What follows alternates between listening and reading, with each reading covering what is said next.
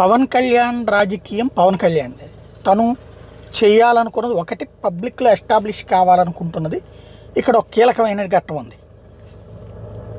జగన్ ఒక్కడే అందరికీ శత్రువు, తెలుగుదేశం పార్టీకి బద్ధశత్రువు, పవన్ కళ్యాణ్కి బద్ధశత్రువు, కాంగ్రెస్ పార్టీకి బద్ధశత్రువు, భారతీయ జనతా పార్టీకి బద్ధశత్రువు, కమ్యూనిస్టులకి బద్ధశత్రువు.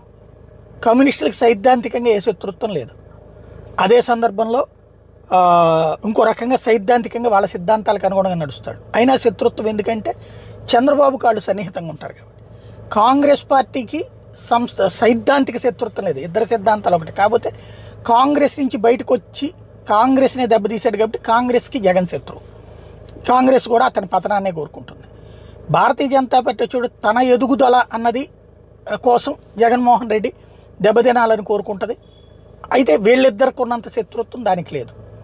అదే సందర్భంలో ఇటు తెలుగుదేశం పార్టీకి ఆనాడు రాజశేఖర రెడ్డి, ఆ తర్వాత జగన్మోహన్ రెడ్డి అతిపెద్దదైనటువంటి ప్రమాదం వాళ్ళిద్దరి వలన జరిగినటువంటిది చూసాం.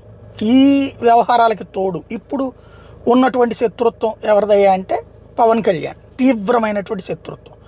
మరి ఇన్ని శత్రుత్వాల మధ్యన జగన్మోహన్ రెడ్డి జీవితంలో పొరపాటు కూడా అధికారంలోకి రాకూడదని కోరుకుంటున్నటువంటి వర్గాలు వీళ్ళందరూ కూడా మరి ఇంతమంది అతనికి వ్యతిరేకంగా సంఘటితంగానూ ఉంటున్నారు. అవసరమైతే ఒకళ్ళు ప్రత్యక్షంగా పొత్తులు, ఇంకొకళ్ళు పరోక్షంగానూ పొత్తులు. అదే సమయంలో రాబోయే రోజుల్లో కూడా మరింత స్ట్రాంగ్గా ఉండడానికి ప్రిపేర్ అవుతున్నారు. జగన్ అంతం తన పంతం అన్నటువంటిది పవన్ కళ్యాణ్ ఉద్దేశం. మరి సాధ్యమా కాదా కాలం డిసైడ్ చేయాలి.